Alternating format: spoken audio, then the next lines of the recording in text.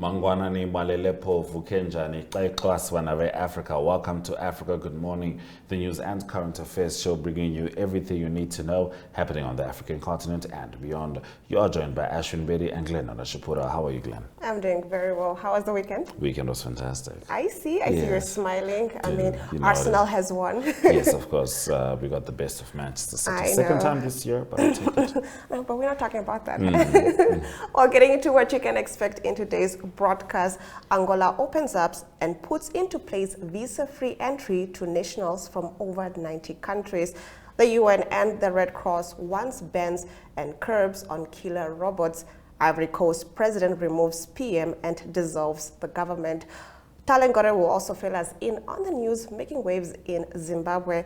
Later on in the show, Ari Hohat will also be bringing us the sports news. Do stay tuned for this and more news on Africa Good Morning.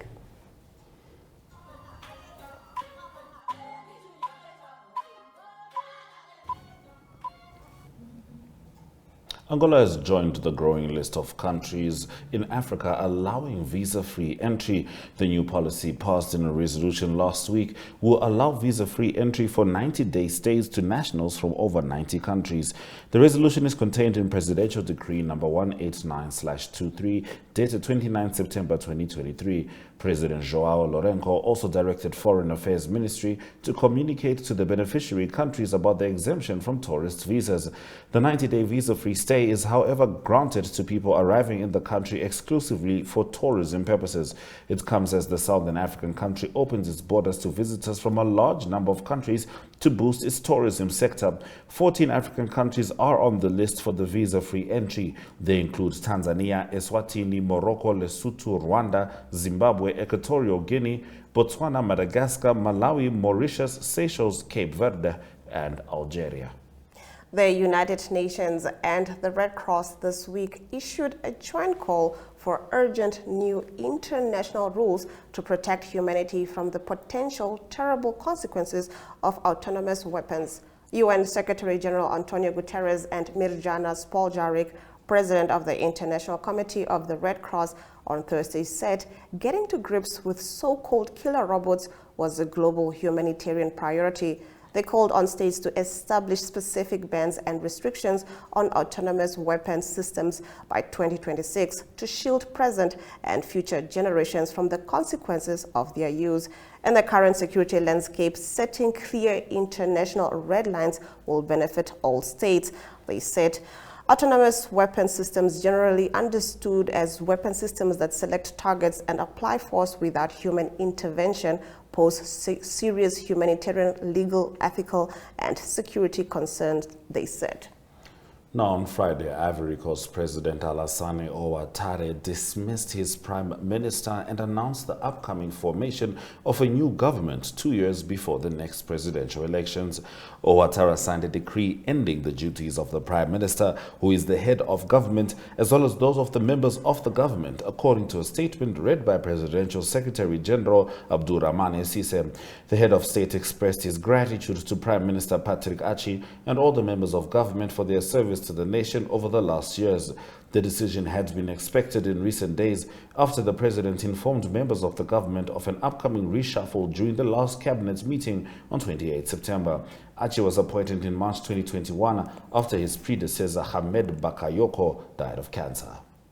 Now, police in Nigeria said on Friday that an unqualified nurse was the main suspect in the death of a hit singer in September, accusing her of administering drugs with professional negligence.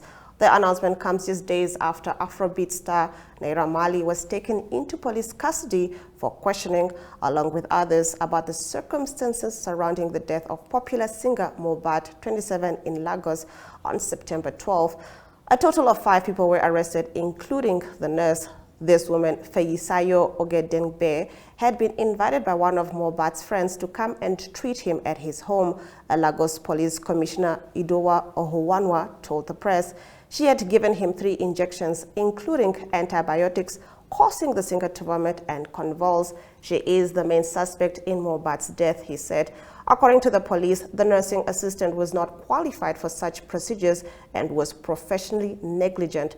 Lawyers for the nurse and the other suspects were not immediately available Among them was one of the singer's friend, Owoduni Olowatosin, known as Prime Boy, who had quarreled with the singer a few days before his death, causing injuries that had forced him to seek treatment. Now, lawyers for the nurse and the other suspects were not immediately available. All right, now South Africa's first virtual electricity transfer model is likely to go live by the end of next year, a top government official said on Friday, a move that could rapidly ramp up renewable power consumption and reduce the burden on ailing state utility Eskom. Eskom's aging plants and struggling transmission grid have forced it to implement record daily power cuts since last year, sometimes for up to 10 hours a day to prevent a grid collapse. The utility in August signed an agreement with Vodacom, the African Telecom's arm of Vodafone, to introduce an electricity transfer model known as virtual wheeling, which will allow a consumer to buy renewable power from any producer anywhere in the country.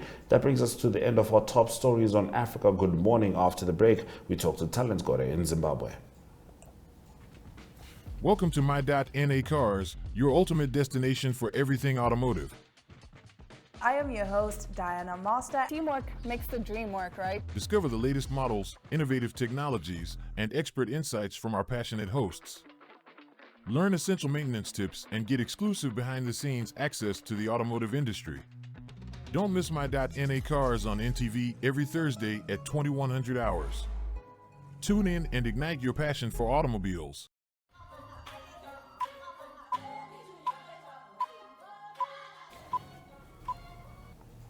All right, it's time for us to talk to Talent Gore. She brings us the latest news stories from Zimbabwe. And it starts off in South Africa with an issue that is usually on the tips of many Southern African tongues, which is the immigration issues between the two countries. Now, I understand that passport offices are to be opened in South Africa. I wonder if this will curb the problem in any shape or form. Tell us more. Yes, the Zimbabwean government has said that Zimbabweans living in South Africa will soon be able to apply, the Zimbabweans living in South Africa will soon be able to apply and collect passports and national identity cards in Johannesburg and Cape Town before year end, as the government continues to facilitate easy access to civic documents. Works are underway at the embassy's office in the two cities to provide the service. So the government has said that before the year end, Zimbabwean citizens who are in South Africa will be able to collect and also apply for their documents, passports, and national identity cards in Cape Town and in Johannesburg. As you all know, Zimbabweans they face challenges when it comes to them applying and also collecting their passports and identity cards because of the long queues and because of the backlog that the government has. So as of now, the Zimbabwean government is trying to decentralize and to show that they clear the backlog that they have, and they are now planning on opening passport centers in South Africa, especially in Johannesburg and Cape Town. Thank you for that. Now, in your next story, ZANU-PF engages police to recover party vehicles. Can you expand on this? Yes, the main political party in Zimbabwe, ZANU-PF, has told its party members that ZANU-PF was warned losing party candidates who did not surrender their party vehicles as per instruction, saying they risk the embarrassment of their vehicles being repossessed through this. A week ago, the ZANU-PF leadership said that every party member, everyone who was contesting the general elections and who lost should surrender their vehicles that they were given to the party headquarters, because there is no use for them to use those cars. So right now they've said that those vehicles, they are not being returned, and now they're engaging the police to ensure that they get their cars back. During the general elections, ZANU-PF bought and gave its MP members, those who were participating during the general elections, cars. They bought 210 brand new vehicles, and they gave them to those who were willing to be members of parliament, but now most of them lost, and now the ZANU-PF is saying that those who lost, they should bring back those cars because there is no need for them to use those cars because they lost and they are not participating in anything, so they want those cars back. And now they've said that they're going to engage the police because people are not returning those cars, so they're now engaging the police to ensure that those cars are returned to the party headquarters. 210 vehicles. I'm not sure how much building a maternity ward costs, but I know the biggest hospital in Oneuptwo in Zimbabwe only has one. But ZANU-PF has 210 vehicles. Perhaps they'll be given to ministries afterwards. Anyway, tell us about the development of the Sexual Harassment Act. Yes, the Zimbabwe Gender Commission is pushing for enactment of a Sexual Harassment Act following reports of rampant sexual abuse cases at workplaces. The commission, which is tasked with promoting gender equality and protecting the rights of women, says the introduction of such legislation is crucial in eradicating sexual harassment at workplaces. They say that sexual harassment remains a significant concern in workplaces and educational institutions, among others. So at the moment, the Zimbabwe media industry is rocked with a massive sexual harassment scandal, with the Zimbabwe's biggest broadcasting company, the Zimbabwe Broadcasting Corporation. They have suspended five management officials for sexual harassment. Some of them they were asking for sexual favors from subordinates, and 5 of them have been suspended so far. So the Zimbabwe Gender Commission has said that they now want a sexual harassment Act put in place, so they are vying for that to be enacted, and we're going to be monitoring the situation to see how far they go and if that will be taken into consideration. All right. Thank you very much, Talent, for bringing us the news stories as they are from Zimbabwe. You are welcome, and thank you very much for having me. Let's take a look at our other predictions.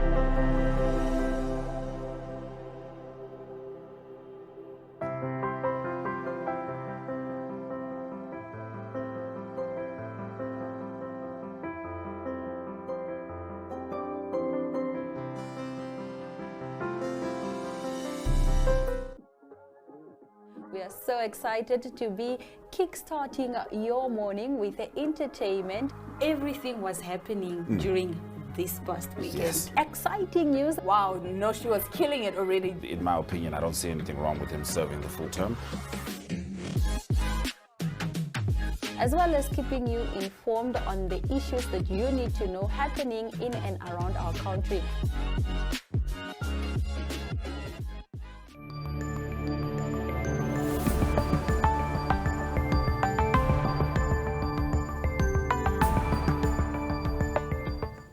In economic news, Niger has cut its planned spending for 2023 by 40% because of international sanctions imposed after the military took power in a July coup, further hobbling the economy in one of the world's poorest countries, the junta said in a television statement on Saturday. This year's budget, initially forecast at 3.29 trillion CFA francs, was slashed to 1.98 trillion, the statement said, without detailing where the cuts would form. Soldiers from the Presidential Guard detained President Mohamed Bazoum on July 26 and have set up a transitional government, one of a series of recent coups in West Africa's Sahel region. The takeover prompted condemnation from the regional bloc ECOWAS, the European Union and the United States, who imposed sanctions, froze assets and halted aid. A trade blockade has driven up the price of food and created a shortage of vital goods, including life-saving medicines. The International Monetary Fund says it has reached a preliminary agreement with the Ghanaian authorities on the economic policies and reforms to conclude the first review of the $3 billion bailout fund the country is currently receiving. In a statement, it said it was satisfied with Ghana's performance with respect to the program's targets and reform objectives. The agreement will now need to be approved by the IMF Executive Board. The authorities have adjusted macroeconomic policies, successfully completed their domestic debt restructuring operation, and launched wide-ranging reforms. These actions are already generating positive results, said Stephanie Raudet, IMF Mission Chief for Ghana. If this staff-level agreement is given the IMF management's approval, Ghana would receive about $600 million, the second installment of the 3-year bailout program. All right, those have been our economic news stories. We're going to head to the indicators just before Ari Hochad joins us for the sport.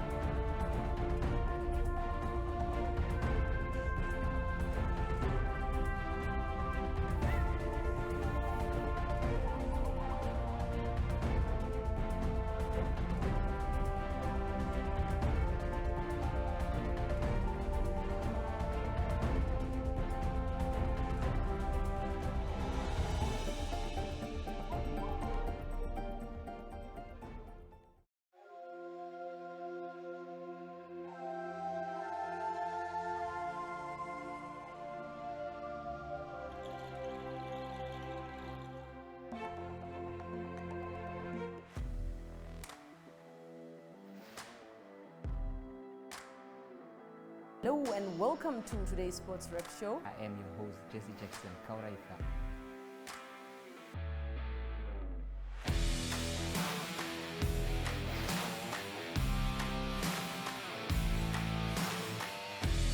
In replay, Namibia, who had won the toss for the first time on this tour. Good day everyone, time for international sports news, starting off with tennis news, both on the WTA for women's and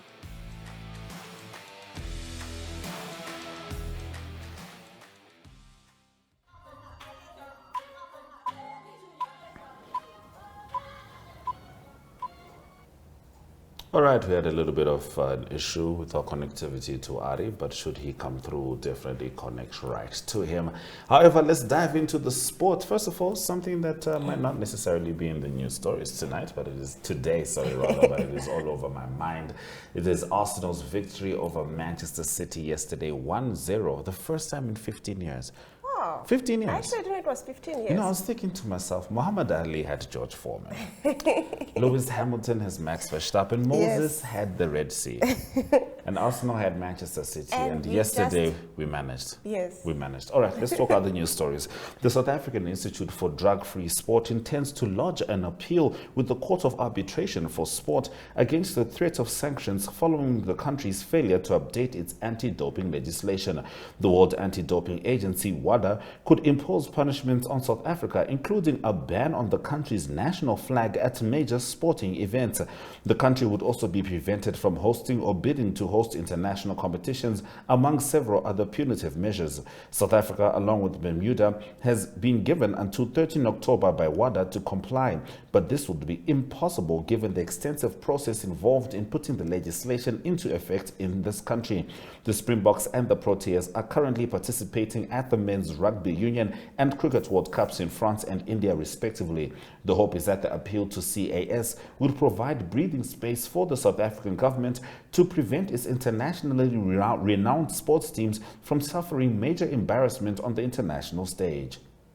In our next story, Max Verstappen clinched his third consecutive world title on Saturday when he finished second behind rookie Oscar Piastri in an incident-filled sprint race at the Qatar Grand Prix, describing his success as fantastic. It was a fine maiden Formula One victory for Australian 22-year-old Piastri, but his feat was overshadowed by Verstappen's achievement, the Dutchman having required only 3 points to take the title. His only rival and Red Bull teammate Sergio Perez was involved in a collision and retired, making him the first Saturday champion since Nelson Piquet, father of his girlfriend Kelly, in South Africa in 1983.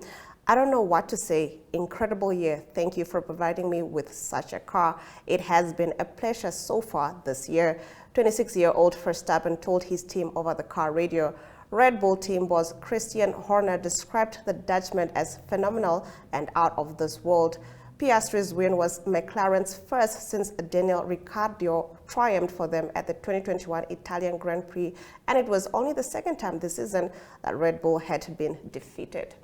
All right, now former FIFA president Sepp Blatter has criticized the decision by World Soccer's governing body to hold the World Cup in 6 countries across 3 continents. Morocco, Spain and Portugal were named hosts of the 2030 tournament, while Uruguay, Argentina and Paraguay will also host the opening matches to mark the tournament's centenary, FIFA said in a surprise announcement on Wednesday. The decision was criticized by Sepp Blatter, who was FIFA president from 1998 to 2015. Before being forced out after a corruption investigation. It is absurd to tear the tournament apart in this way, Blatter told Swiss newspaper Sonntagsblick. The World Cup finals must be a compact event, he said, adding this was important for the identity of the event, for the organization and for visitors. Very, very interesting. And of course, we can't just go through the stories without talking about the respective World Cups. As far as cricket goes, Markram scored the fastest century in World Cup history against Sri Lanka as the Springboks got the best of the 1996 champions. And in rugby, the clashes of dreams are lined up for the quarterfinals. It's going to be Ireland, the world #1, New Zealand, who basically own the cup, South Africa, who currently actually holds the cup, will be taking on France at home. What kind of question is that? Yeah. South Africa's playing France. I'm just making sure. Seriously, that's like saying, do I prefer biltong to croissants? You might be All Blacks all of a sudden. No, All Blacks are playing Ireland. Yeah, South Africa's playing France. Yeah, but so All Blacks and Ireland. Yeah, but South Africa versus France, definitely South Africa, because like I said, biltong will always be better than any croissant. Highlights after the break. Welcome to What's Cooking, where culinary passion meets expert insights. Somebody must really want to cook and want to cook good food. Immerse yourself in the bustling world of professional kitchens as top chefs create mouthwatering dishes. Join us for in-depth interviews as our host explores the experiences and expertise of our guest chefs. Don't miss out. Tune in to What's Cooking on NTV every Friday at 2100 hours and let the culinary adventure begin.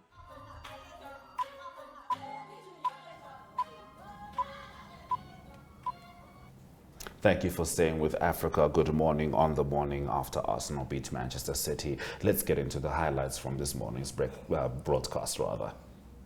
Angola opens up, put into place visa-free entry to nationals from over 90 countries. UN Red Cross bans curbs on killer robots.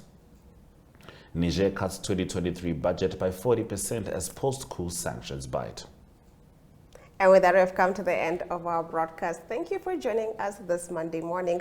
Do remember that you can catch Africa Good Morning tomorrow, same time, same place. From me, Glenn Rashipura. And me, Ashwin Bedi, Mikala Teta.